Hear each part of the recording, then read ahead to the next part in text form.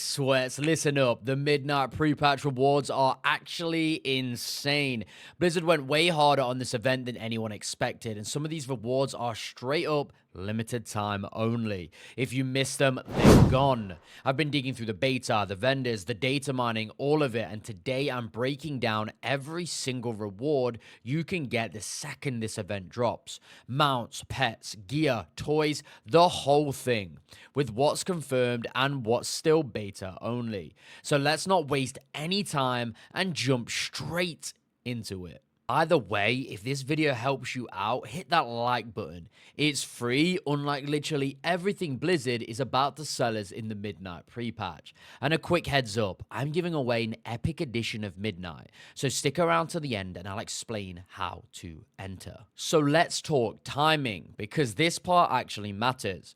Midnight itself is confirmed for March 2nd, 2026 at 3 PM Pacific. Blizzard has finally locked that in. Housing Early Access, that starts on December 2nd, 2025, so people can start decorating before we even get into the real expansion. Now, for the pre-patch, Blizzard hasn't dropped an official blue post with a date just yet, but the PTR splash screen basically gives it away. It shows Midnight pre-patch landing by January 27th, 2026. So really, the window is pretty simple. It's somewhere between late December and late January. That's the most accurate timeline we've got right now based on everything Blizzard has put out so far. The whole pre-patch event takes place in the Twilight Highlands in the Eastern Kingdoms. Blizzard hasn't rebuilt the entire zone or anything, but the areas around the Twilight Hammer camps feel a lot more active on the beta.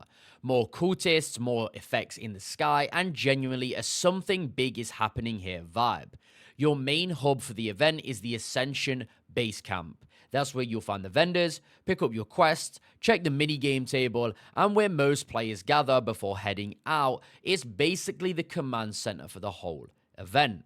Out in the zone, you'll see different Twilight Blade events spawning, usually groups of cultists with a rare or mini-boss in the middle. You'll fly in, you'll help clean it up, and you'll earn some event currency. And that currency is called Twilight's Blade Insignia. Pretty much everything you do out here gives you some, and it's what you'll spend on mounts, pets, transmogs, and the catch-up gear, the part that is fully confirmed on the beta. It's simple. Head to the Twilight Highlands, run the events, earn insignias, and buy your rewards. So let's talk gear, because this part is fully confirmed on the beta.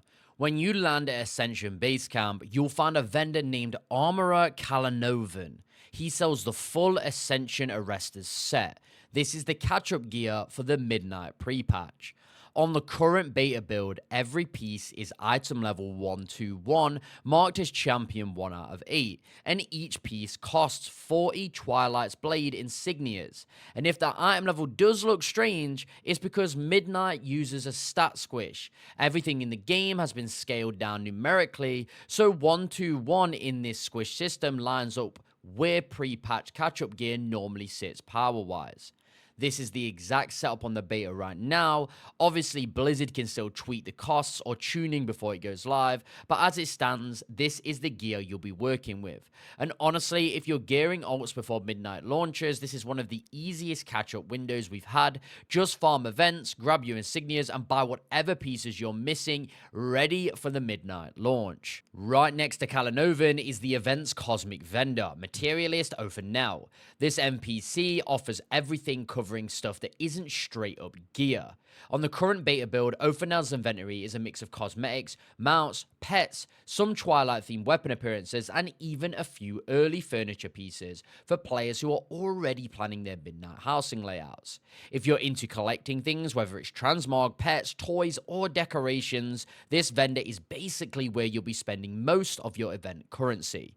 Everything here uses Twilight Blade insignias, and while the exact costs vary depending on the item category, the pricing structure is consistent. Small collectibles are cheaper, cosmetics sit around the middle, and the mount is the premium purchase. Since this is still in beta, those numbers might shift a bit before the pre-patch goes live, but the overall layout of the vendor is clearly established. So whenever you farm the event and stack up insignias, this is the vendor you'll keep coming back to if you want the fun fun, visual, or collectible side of the pre-patch. Now let's talk about the mounts, because these are usually what get people logging in for pre-patch events.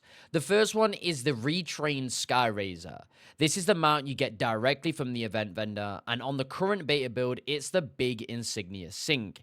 It's basically a Surak style mount from the War Within, but this version has the blue and purple void look that actually fits the Twilight theme really well. If you're farming the event normally, this is the mount you'll naturally work toward just by collecting the event currency.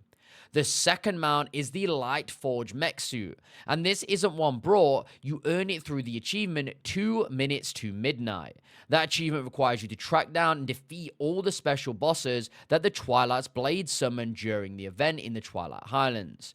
These aren't normal rares either, they spawn as part of the event cycle, so you'll see the zone move from boss to boss as players clear them. Finishing that achievement awards the mech suit and the title Thorn of Twilight. A lot of guides are calling this a limited time mount, meaning once the pre-patch ends, it won't be obtainable anymore.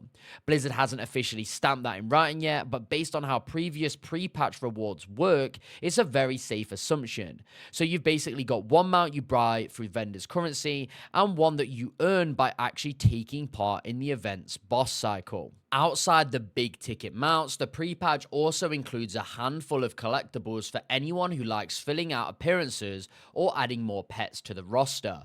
For pet collectors, the vendor has a few creatures tied to the event. These are confirmed on the current beta build, and they're all brought with the Twilight's badge Blade insignias. Nothing too flashy, but if you enjoy picking up unique pets from each expansion's pre-patch, they're a nice addition. For transmog fans, there's a few cultist style armor sets along with a few matching weapons. Most of these use older Twilight hammer models, so they're not super high res, but they definitely fit the vibe if you want a classic Void cultist look.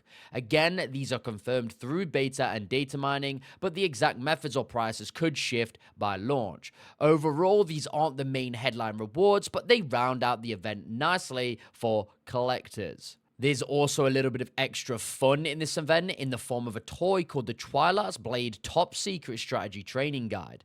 When you use it, it opens up a small mini game called Twilight's Blade Stratagem, basically a Void-themed take on tic-tac-toe. There's even a feat of strength tied to it called Crunching for Cultists, and all you need to do for that one is win a round of the minigame while you're at the Ascension base camp. Both the toy and the achievement are already visible on the beta, so they're definitely part of the event. The only thing that's still unclear is whether this toy will actually let you challenge other players. On the beta right now, it functions as a solo puzzle. Unless Blizzard changes something before launch, that's likely how it'll work on live as well. If you're excited for player housing in Midnight, the good news is that the pre-patch actually gives you a head start. On the beta, the Cosmetic vendor sells a few early housing pieces directly for Twilight's Blade insignias. These items include some really nice Blood Elf style decorations, like the Silver Moon wooden chair, the winged chassis, and the enchanted candelabra. These are real housing items that you can add straight to your collection and use once the housing system goes live. So if you want a jumpstart on furnishing your place, picking up these pieces during the pre-patch is worth it. Prices and the exact lineup could still shift before launch, but at this point they're fully confirmed as part of the event vendor's inventory, and with housing dropping on the 2nd of December, you'll have your house ready to add these lovely pieces right in. And that's the full breakdown of everything you can earn from the Midnight Pre-Patch event as of November 27th. The mounts are definitely the main attraction, especially the Lightforged mech suit from the achievement. The catch-up gear being item level 121 makes prepping ult super easy, and the pets, cosmetics, toys, and the early housing pieces round out the event really well. As always, anything marked as beta or subject to change might shift slightly before it all goes live. But this gives you a full picture so far. Let me know in the comments what you think of the rewards and which mount you're going after first. And if this video helped you out, throw it a like. It genuinely helps the channel. A quick reminder, I'm giving away an epic edition of Midnight on December 4th over on my Twitch channel, twitch.tv/BiggySweats. So if you want a shot at that, come hang out. Thanks for watching, guys. I appreciate you. I'll see you in the next one. Peace.